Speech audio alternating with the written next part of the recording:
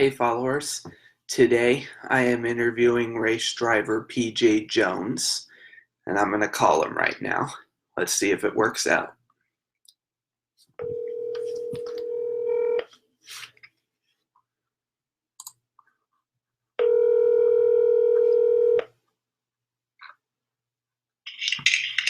Hey Jace, can I help you? Hey, this is Doug. Is PJ available for the interview now? Yeah, hold on one moment, let me check.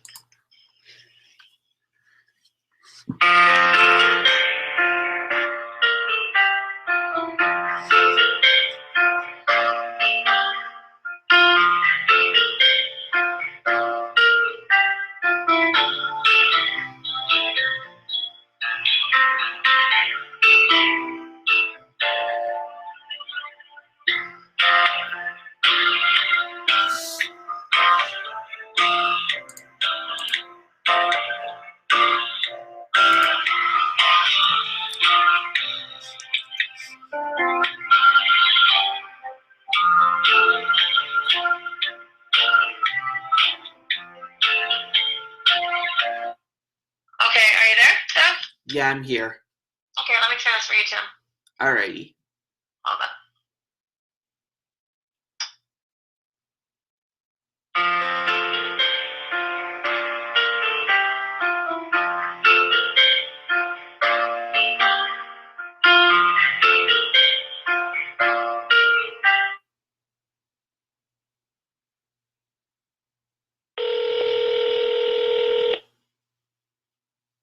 Oh, Hey PJ, how's it going?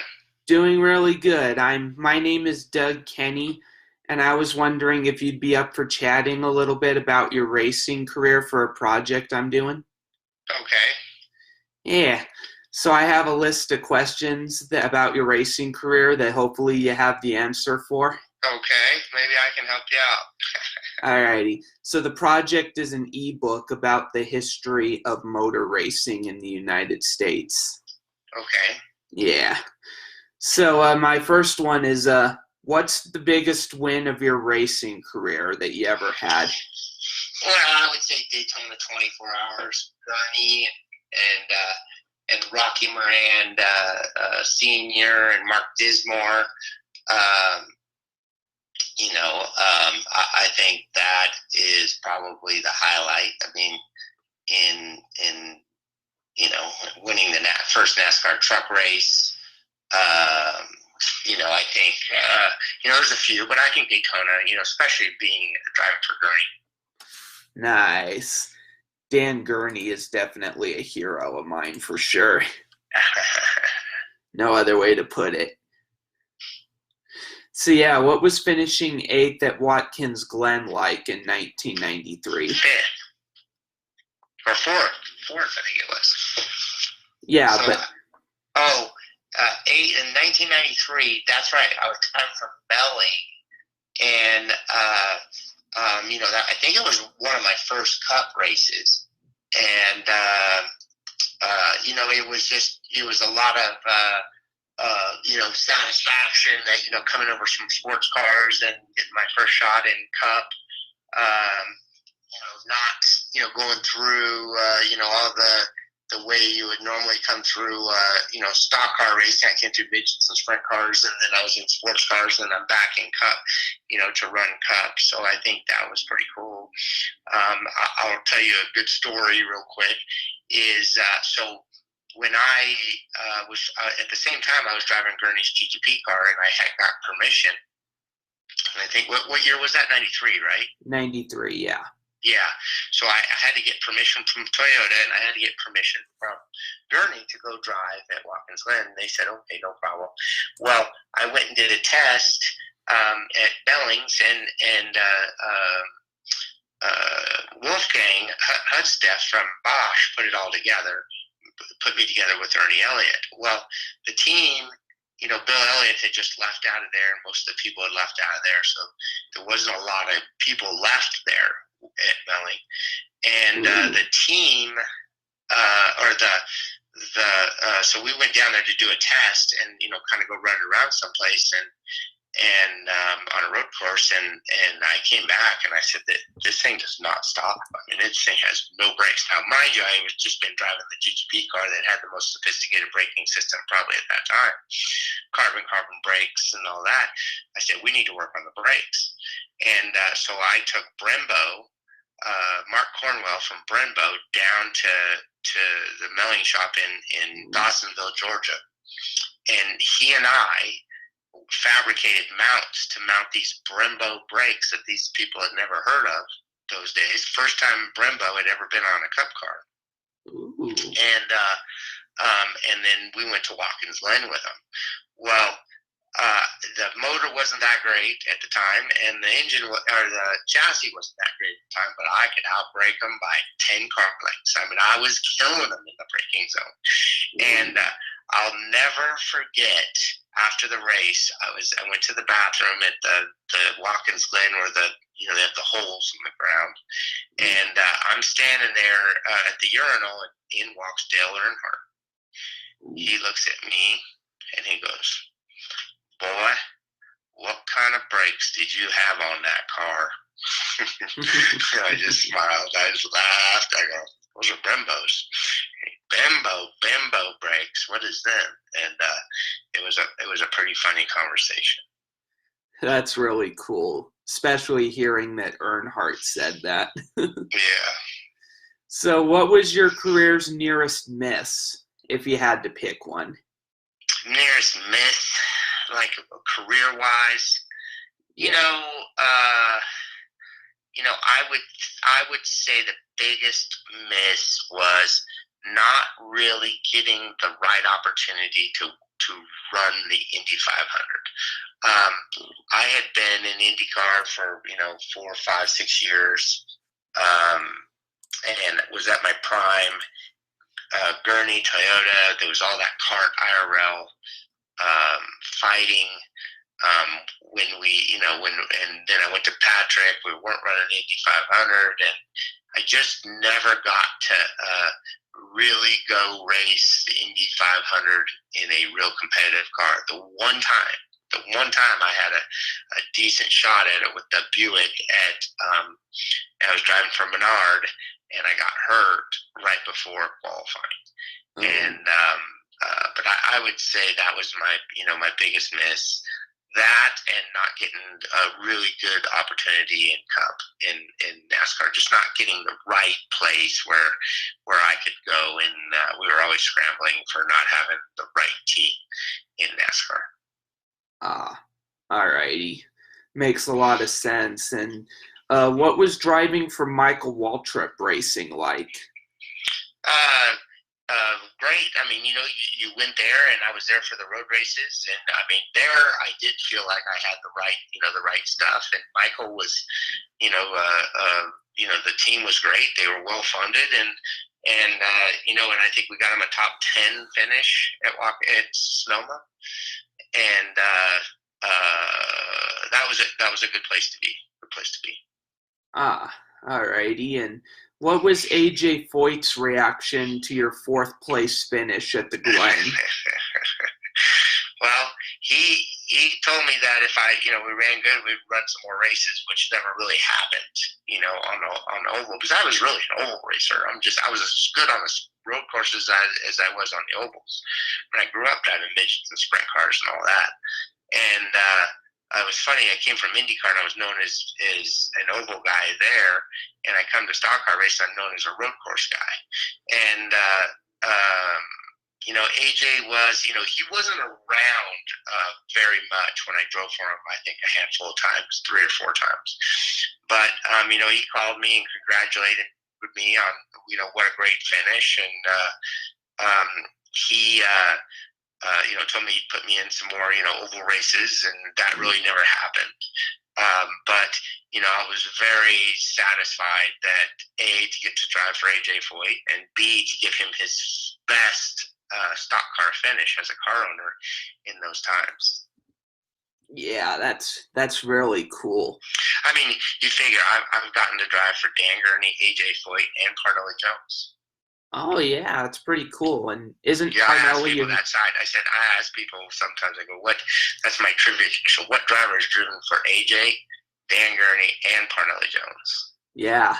Now you might need to ask Penske to add to that. Yeah, well, I never got a shot to drive for Roger, but that would have been awesome.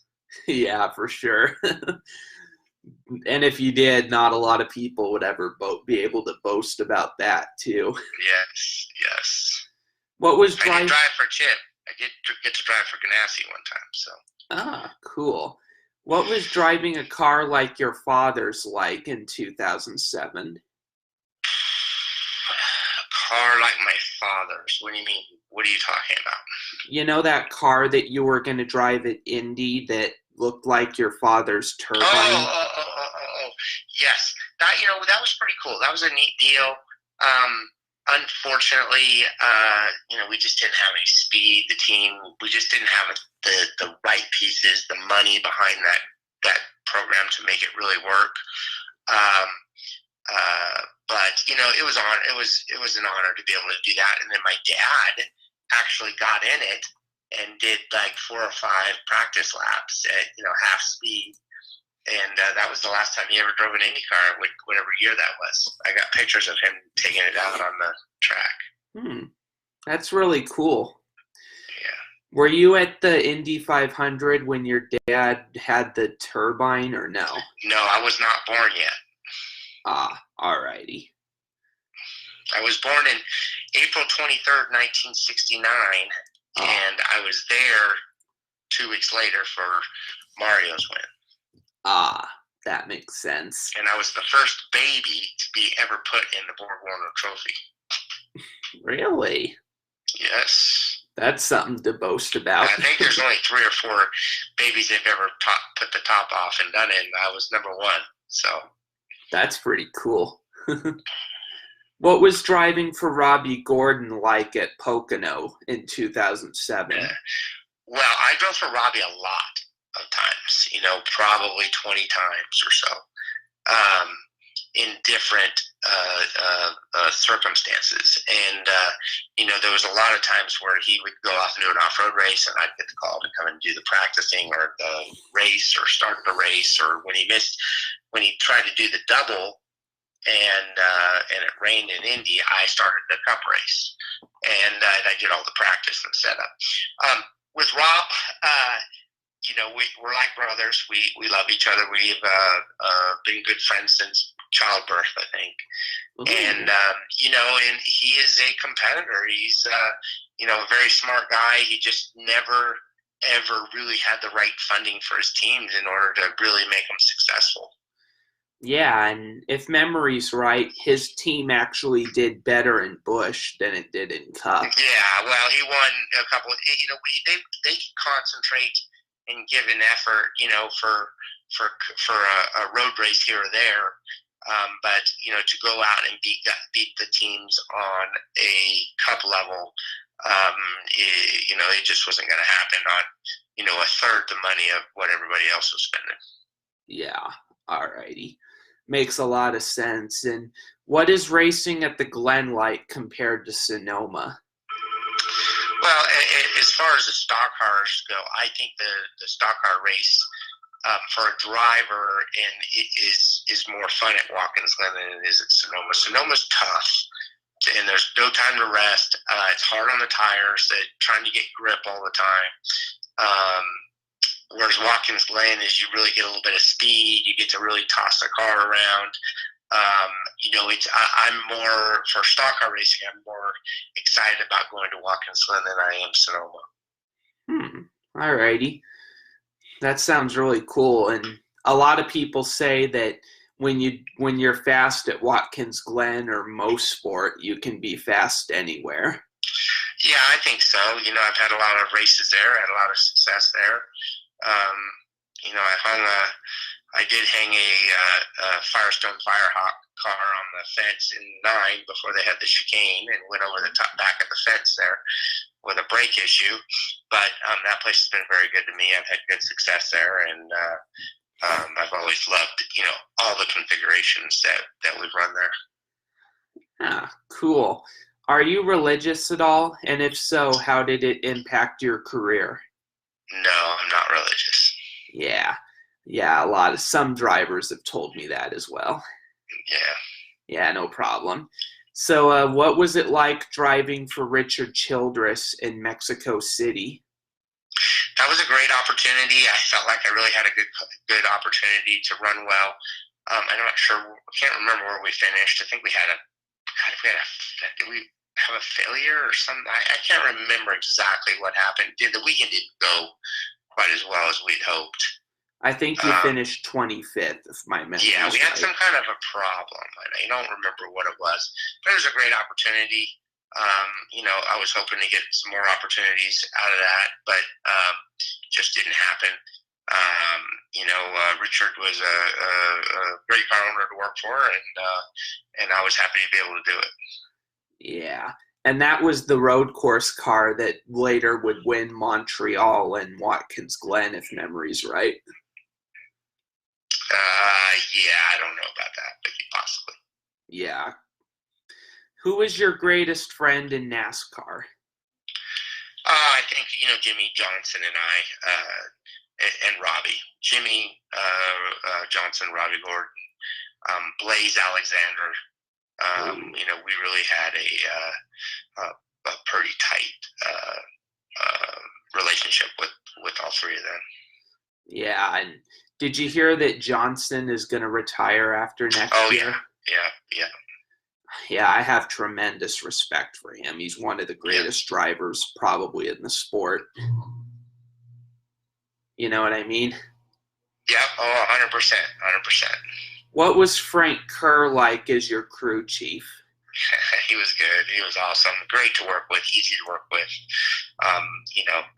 Always believed in his driver. He obviously was a champion sprint car driver himself, and we had a lot in common. I enjoyed working with him. Yeah, and I met him a year ago at the Cup race in Phoenix. Yeah. So he was pretty cool. Yeah. Really good guy. What was your reaction to leading your first laps in Cup in 2005? Hey, we're here. Let's try to keep it. And I think the first time you really get out front there and you finally get track position, you go, all right, I better not mess this up. So that's kind of the first lap slide. I think that's how you feel. Ah, cool. What was driving the 96 car for Hall of Fame racing like? It was a great opportunity. We just could never get that thing going.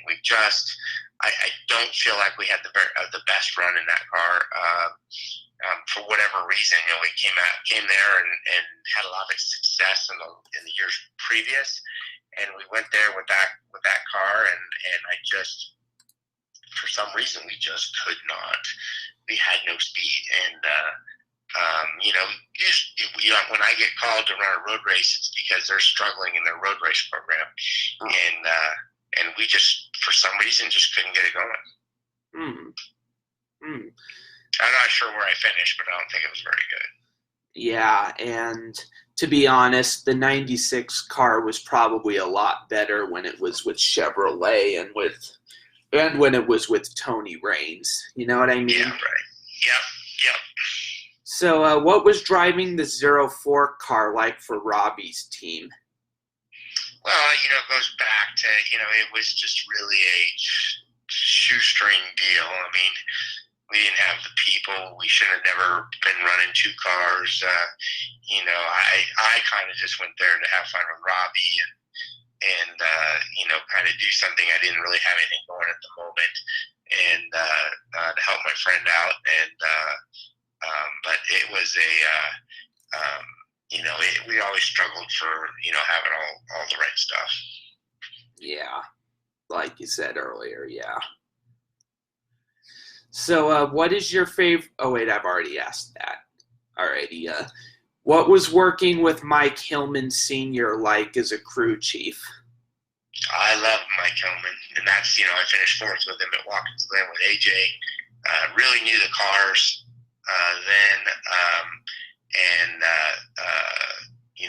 he was a racer, boy. He was a racer. We actually raced together also with it was the team that's now with the 13 car. What is the 13 Cup car? Germain Racing. Germain. Okay, so there was a guy that owned it before, and his name was big heavyset guy.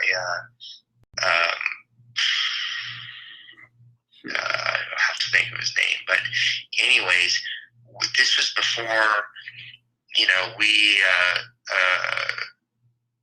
it was a small team, and we really had a good relationship. We raced good together. I mean, we had some really impressive runs. Like Michigan, we were going to finish in the top 15 at Michigan on the lead lap, and coming to the checkered, got wrecked by Kyle Petty.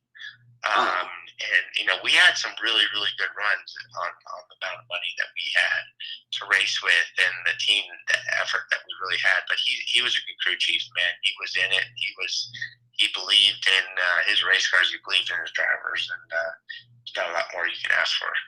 Yeah, and if memory's right, Hillman would later briefly own a Cup Series team, if I remember. Yeah, right. He tried to do that. Yeah, I don't know what he's doing now. I haven't seen him in a long time. Yeah, and I kind of heard a couple years back that his Cup team shut down. Yeah, it's no longer around. Yeah, and what was driving for Ultra Motorsports like? Well, Jimmy Smith, you know, I've known Jimmy. He babysat me when I was 2. My mom and dad have been, you know, he used to work for my dad in the wheel business when my dad, you know, my father owned American Racing Wheels. You know, I've known Jimmy forever. You know, it was a great opportunity to get to do it. I only got to run. Well, I ran his West car a little bit in the 90s, I think it was, and then but to the truck deal, I think I only got to run it one time, maybe twice. But it was good. The Dodge, I think we had a pretty good run at Fontana with it. You know, and I hadn't driven a truck in, I don't know, 2 or 3 years, and jumped in it and ran pretty good. Pretty cool to hear. And alrighty, so this is the last one I have on my list. Okay. What does your future look like as far as motor racing? Jagger Jones and Jace Jones. That's about it. My 2 kids. So, you know, Jagger runs in the Canyon West Series. He won a race this year, finished second in the championship. And Jace Jones, who's 14, runs the NASCAR late model out west, and he won 5 or so races this year. And I think they both have great futures. And then, you know, I own a company here in Scottsdale, Arizona called PJ's Performance. We build parts for the Can-Am and the Polaris UTVs, and we run a off-road desert racing team. It runs 2 cars in the desert races like the Baja 1000. Pretty cool. And that company sounds like a pretty good company, I'd say. Well, you know, we try. Yeah, and I saw on Facebook about you know, Parnelli's grandson and how he's on the rise in the sport. Yep, he's coming, and then Jace is coming right behind him. So yeah, I'm sure they'll do very good. Yeah, we can keep them funded. That's the issue. Yeah. Alrighty, thank you very much for your time, PJ. No problem. I appreciate the call. No problem, and I'll keep you posted on when the ebook comes out. Okay. Alrighty, thank you. Alrighty, that turned out well. Feels very good. I enjoyed it.